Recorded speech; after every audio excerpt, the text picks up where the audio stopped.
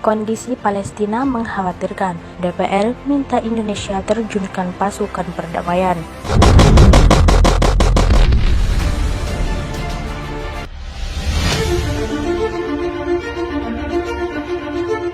Konflik antara Palestina dan Israel terus berlanjut hingga saat ini. Israel terus menggempur wilayah jalur Gaza. Hal itu mengakibatkan sejumlah pemukiman hancur dan korban banyak yang berjatuhan. Ketegangan di tahun 2021 ini bermula ketika serangan pasukan keamanan Israel ke komplek Masjid Al-Aqsa saat warga Muslim Palestina tengah melaksanakan ibadah sholat tarawih. Dalam 2 hari berturut-turut, wilayah jalur Gaza dibombardir oleh Israel.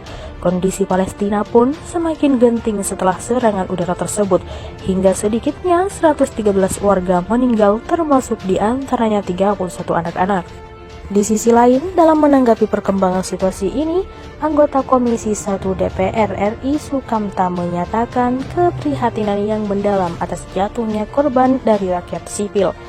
Jika tensi konflik antara Israel dan Palestina yang semakin menguat, ini akan menyebabkan situasi semakin tidak terkendali dan bisa mengarah kepada perang terbuka, tutur Sukamta. Ia juga menyampaikan bahwa apabila hal itu terjadi, maka bisa dipastikan akan semakin banyak jatuh korban dari kalangan warga sipil, sebagaimana saat agresi militer Israel ke wilayah Gaza pada tahun 2014 menewaskan 2.251 warga Palestina. Maka dari itu, Sukamta juga berharap pemerintah Indonesia untuk sekuat tenaga bisa mendorong PBB menerjunkan pasukan perdamaian untuk mencegah terjadinya konflik yang lebih luas antara Israel dan Palestina. Sebab menurut Sukamta, penempatan pasukan perdamaian di beberapa negara yang alami konflik selama ini terbukti berhasil menurunkan eskalasi konflik. Sebagaimana dikutip pikiranrakyat.com dari laman resmi fraksi PKS. Namun, Sukamta juga menyebut bahwa usulan ini memang terasa agak sulit diwujudkan, karena setiap rencana keputusan DKPBB bahkan yang sekedar berbentuk pernyataan mengutuk kejahatan perang Israel selalu ditentang oleh Amerika Serikat sebagai anggota tetap. Tetapi saya harap setiap usaha guna mencegah meluasnya kekerasan dan konflik harus tetap diupayakan dengan sekuat tenaga, tutur Sukamta. Menurutnya, pemerintah Indonesia mampu mendorong usulan penerjunan pasukan perdamaian di wilayah konflik Israel-Palestina ini melalui sidang darurat OKI maupun PBB. Selain itu, Wakil Ketua Fraksi PKS juga meminta pemerintah Indonesia menyiapkan pasukan perdamaian untuk diterjunkan di wilayah Palestina. Apabila PBB membuat keputusan penempatan pasukan perdamaian di zona penyangga antara Israel-Palestina.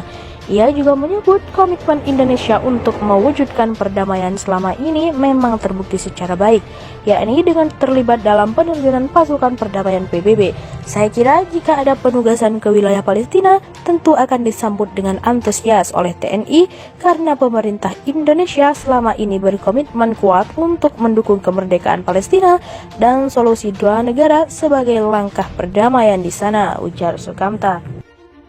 Belakangan ini, konflik antara Palestina dengan Israel yang terus memanas menjadi topik pembicaraan hangat, termasuk oleh masyarakat di tanah air. Media sosial pun dihujani dengan konten yang berkaitan dengan tragedi kemanusiaan tersebut, salah satunya seperti yang direpost oleh akun komunitas.mobil.indonesia pada hari Sabtu 15 Mei 2021 dari akun TikTok bernama Ira Comel 18. Akun ini mengunggah video yang memperlihatkan aksi kendaraan tempur ringan PBB dengan bendera Indonesia yang berkibar di bagian kap mesin. Akun ini menuliskan caption bernada ungkapan simpati terkait isu panasnya konflik di Palestina.